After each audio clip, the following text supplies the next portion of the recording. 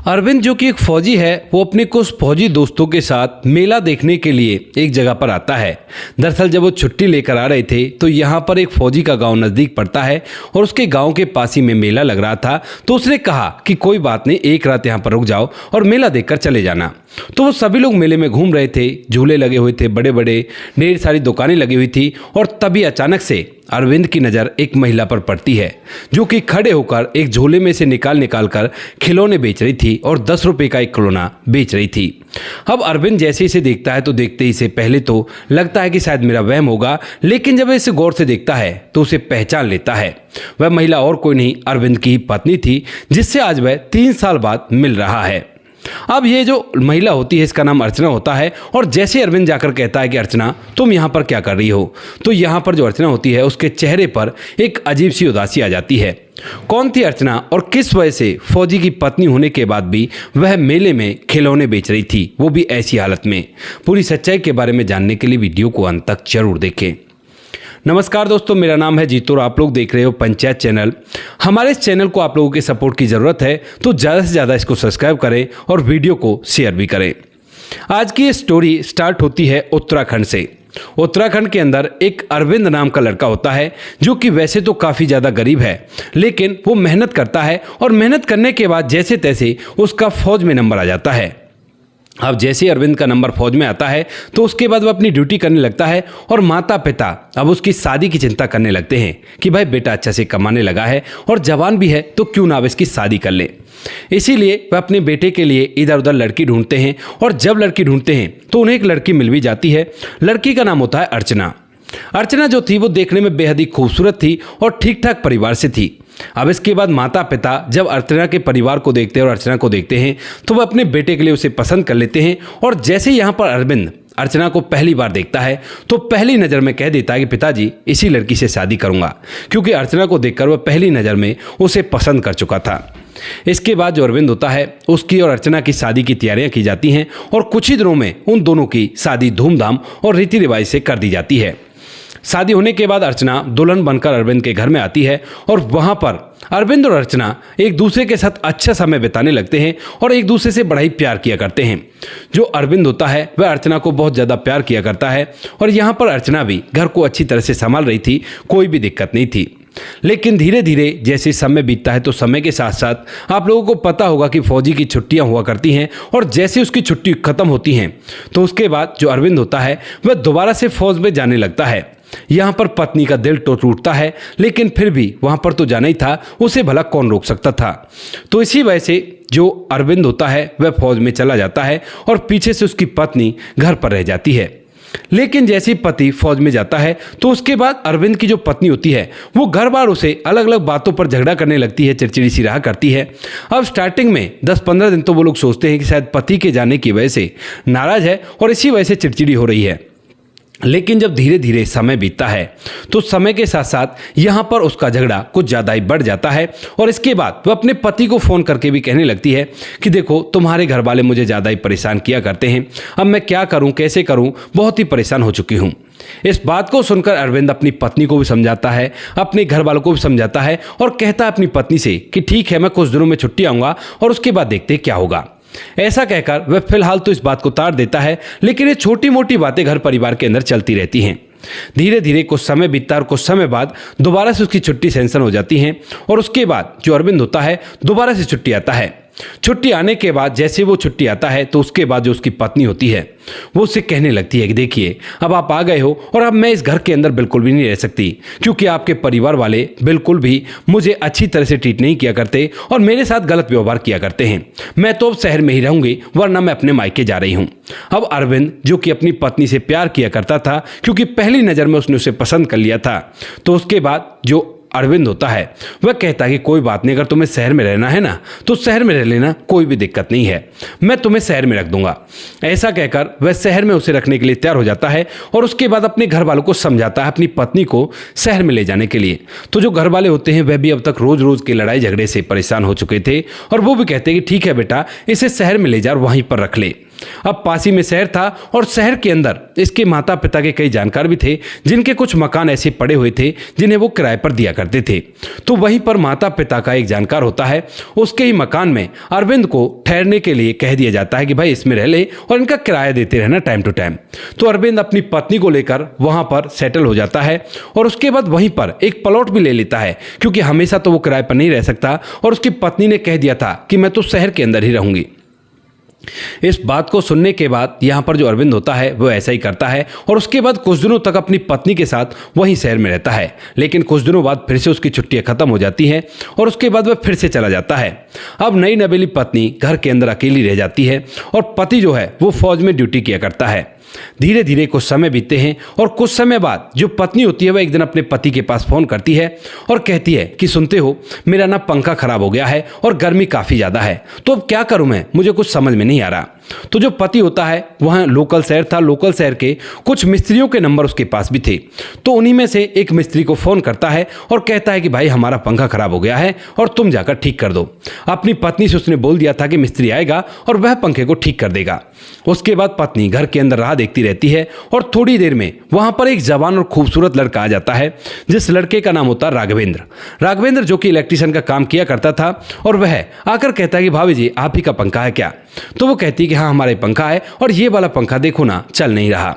उसके बाद जो राघवेंद्र होता है वह वहीं पर उस पंखे को ठीक कर देता है और ठीक करने के बाद जब वह वहां से जाने लगता है तो अब तक जो अर्चना होती है वो बार बार उसको घूर घूर कर देख रही थी और शायद मन ही मन वह उसे पसंद कर रही थी। तो उसके बाद जब वह जाने लगता है तो यहाँ पर जो अर्चना होती है वो पहले तो उसके पैसे पूछती है, वह पैसे बताता और उन पैसों को वो दे देती है। लेकिन उसके बाद जब वह जाने लगता है तो वो कहती है कि आप ना अपना नंबर मुझे दे दो। ये बात वह मुस्कुराते हुए कहती है और उसके बाद राघवेंद्र कहता है कि क्यों भाभी जी आपको नंबर क्यों चाहिए? ये बात भी राघवेंद्र मुस्कुराते हुए कहता है।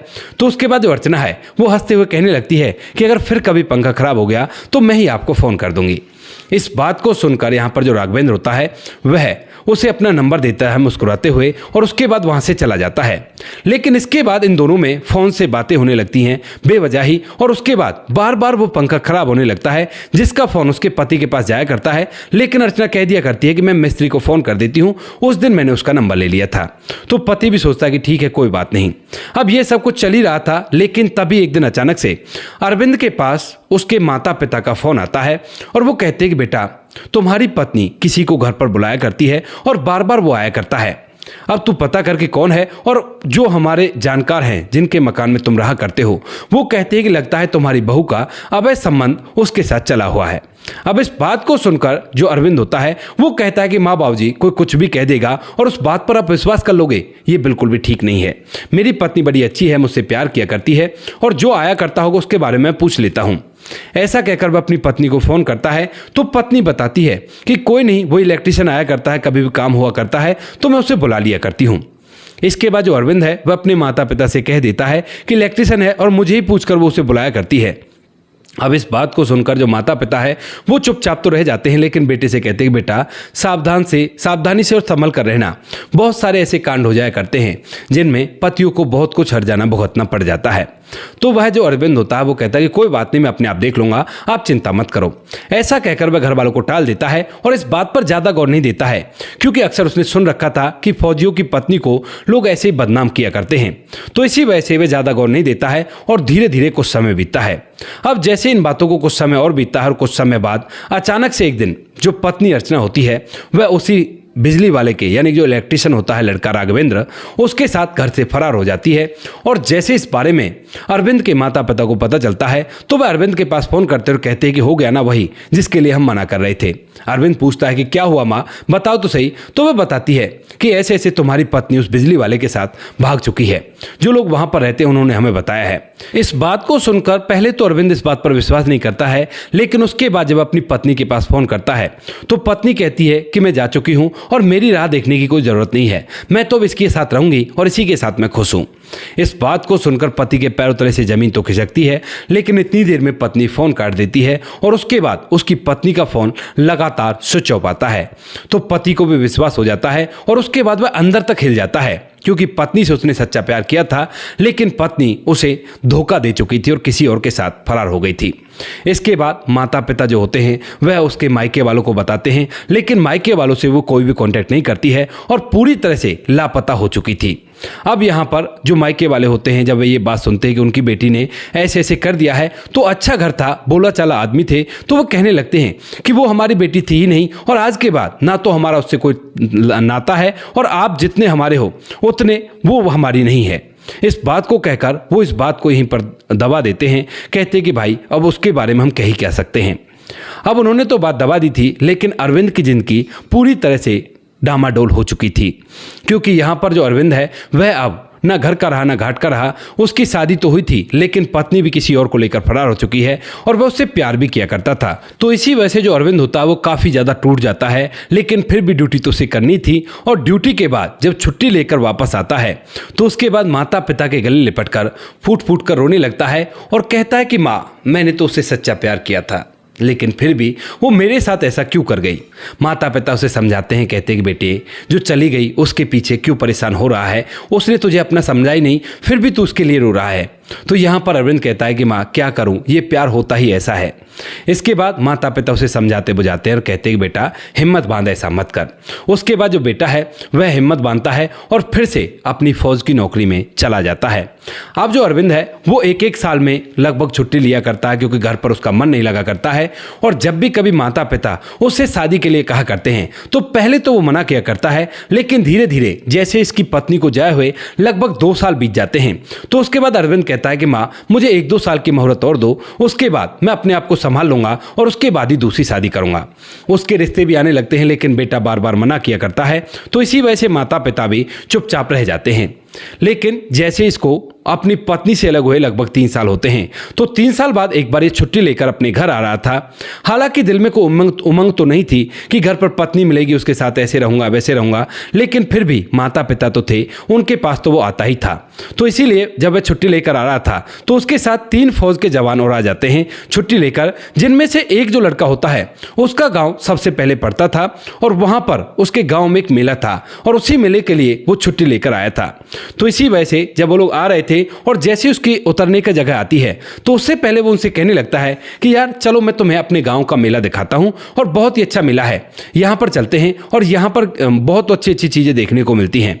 अब इस बात को सुनकर जो और लोग होते हैं वो भी इस बात के लिए हामी भरने लगते हैं और कहते हैं कि ठीक है चलते हैं, लेकिन अरविंद मना करता है। तभी यहाँ पर जो लड़का होता है वो कहता है कि अरे भाई क्या हुआ, एक रात की तो बात है, एक रात हमारे पास रुक ले, इसमें कौन सी बड़ी बात है, कल सुबह तुम चले जाना मेला देखकर और मैं तुम्हें बिल्कुल भी नहीं रोकूंगा। ऐसा कहकर जो वो लड़का होता है वो उन्हें कैसे न कैसे करके रोक लेता है और उसके बाद जो अरविंद है वह भी इस बात के लिए हामी भर लेता है। आज रात वो लोग उसके घर पर ठहरते हैं और दूसरे दिन सुबह जैसी होती है तो सुबह सुबह सभी के सभी अच्छी तरह से तैयार होते हैं और तैयार होने के बाद उस मेले में घूमने के लिए चले जाते हैं। अरविंद जो कि काफ़ी ज़्यादा उदास रहा करता था, यहाँ पर आकर उसे बड़ा ही अच्छा लगता है और वह इधर उधर की चीज़ों को देखकर एंजॉय सा करने लगता है। लेकिन तभी अचानक से जब अरविंद वहाँ पर मेले में घूम रहा था तो उसी दौरान उसकी नज़र एक महिला पर पड़ती है जिसने मैले कुचैले से कपड़े पहन रखे हैं और वह काफ़ी ज़्यादा परेशान सी दिखाई दे रखी है। उसके कंधे पर झोला है जिसके अंदर शायद उसने खिलौने रख रखे हैं और हाथ में भी कुछ खिलौने पकड़ रखे हैं। उन खिलौनों को वह मेले में इधर उधर आवाज लगाकर बेच रही है कि भैया 10 रुपए का खिलौना है, ले लीजिए, अच्छा रहेगा, आपके बच्चे खेलेंगे तो आपसे खुश रहेंगे। इस बात को सुनकर यानी कि जैसे इस आवाज को सुनता है तो अरविंद उस पर गौर देता है और देखने से वो उसे अर्चना सी लगती है, लेकिन फिर वो सोचता है कि अर्चना यहाँ पर क्यों, वो तो अपने प्रेमी के साथ भाग गई थी और ऐसा सोचकर वह आगे बढ़ने लगता है। लेकिन फिर से उसके दिमाग में वो छवि घूमती है और उसके बाद वह मुड़कर जब उसे देखता है तो सच में ही वो अर्चना थी। अब इस बात को देखकर यहाँ पर जो अरविंद होता है वह अर्चना के पास जाता है और कहने लगता है कि अर्चना ये तुम ही हो क्या। तो यहाँ पर अर्चना जैसे अरविंद को देखती है तो एकदम से आंखों को नम तो कर लाती है, लेकिन अपने आंसुओं को बाहर नहीं ला पाती है। कहती है कि हाँ मैं ही हूँ और अरविंद तुम सुनाओ तुम कैसे हो। इस बात को सुनकर अरविंद हैरान हो जाता है और कहने लगता है कि तुम यहाँ पर ऐसे कैसे, तुम तो अपने प्रेमी के साथ भाग गई थी ना, क्या हुआ, क्या तुम्हारा प्रेमी ने तुम्हारा साथ नहीं दिया क्या, या फिर वो इस दुनिया को छोड़कर जा चुका है। अब इस बात को सुनकर अर्चना अपनी आंखों में आंसू ले आती है और एकदम से अरविंद के पैर पकड़कर रो रो कर माफी मांगने लगती है। इतने ही जो और उसके साथी फौजी थे वो भी वहां पर आ जाते हैं और जब वह उसे माफी मांगता देखते हैं और अरविंद उसे अर्चना कहकर हटाने की कोशिश कर रहा था, कह रहा था कि अर्चना हटो, इस तरह से पैर मत पकड़ो, सभी लोग देख रहे हैं। तो वो लोग भी समझ जाते हैं कि शायद ये उसकी वही पत्नी है, तो वो थोड़ा सा डिस्टेंस बनाकर खड़े हो जाते हैं, सोचते हैं कि इन दोनों को बात करने दो। यहाँ पर जो अरविंद है वह अर्चना को हटाता और कहता है कि क्यों मेरे पैर क्यों पड़ रही हो। तो वो कहती है कि मुझे माफ कर दो, मुझसे बहुत बड़ी गलती हो गई, मैंने अपनी जिंदगी को खुद से बर्बाद कर लिया और अब जीवन मुझे एक ऐसी कगार पर ले आया है जहां पर मैं कहीं की नहीं रही हूं, क्योंकि जब मैंने इस तरह से किया था तो माता पिता से भी मेरा ताल्लुक टूट गया था और बाद में जब मेरे साथ धोखा हुआ था तो मैंने उनसे कहा था कि मुझे अपने पास रख लो, लेकिन उन्होंने मना कर दिया। अरविंद जो होता है वो पूछता कि कैसा धोखा हुआ था और क्या हुआ था। तो यहाँ पर जो लड़की होती है अर्चना, वह बताती है कि 2 साल तक वह मुझे अपने साथ रखता है और जब भी कभी मैं उससे शादी के लिए कहा करती हूँ तो वह मना कर देता है, लेकिन उसके बाद जब मैं एक दिन उससे ज़बरदस्ती कहती हूँ कि मुझे तुमसे शादी करनी है और उसके बाद ही हम लोग साथ रह सकते हैं, तो उसके बाद वह वहाँ से फरार हो जाता है और मैं ऐसे ही रह जाती हूँ। मैं जब घर के अंदर अकेली रह जाती हूँ, घर का किराया भी नहीं भरा गया था, तो उसके बाद मजबूरन मैं छोटी मोटी नौकरानी का काम करने लगती हूँ, लेकिन जहाँ पर भी नौकरानी का काम करने के लिए जाती हूँ लोग मेरी मजबूरी का फ़ायदा उठाना चाहते हैं और इसी वजह से नौकरानी का काम भी मैं छोड़ देती हूँ।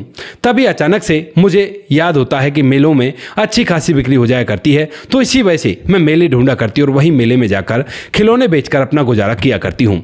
जहाँ पर भी जाया करती हूँ वहीं पर, जैसे यहाँ पर मेला तो यहाँ पर 1 महीने के लिए कमरा लिया है और यहाँ इस मेले में मैं काम करूंगी और काम करने के बाद जब पैसे कमा लूंगी तो किसी दूसरी जगह चली जाऊंगी अगले महीने का मेला देखने के लिए, और ऐसे मैं अपने जीवन को जी रही हूं।